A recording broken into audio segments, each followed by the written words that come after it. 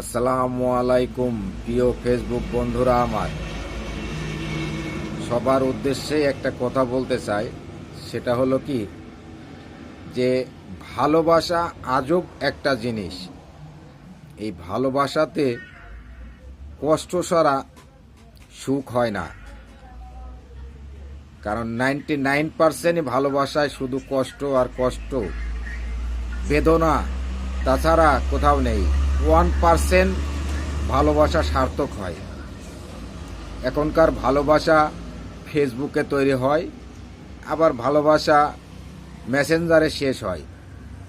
কেউ কারোর ফেস দেখতে পারে না, কেউ কারোর সাথে কোনো কথাও বলতে পারে না। এ পর্যন্তই চলে। ভালোবাসা ফেসবুকে তৈরি, ভালোবাসা মেসেঞ্জারে শেষ। বর্তমানের ভালোবাসাটাই এমন। সবাই ভালো ও সুস্থ থাকবেন। আল্লাহ হাফেজ।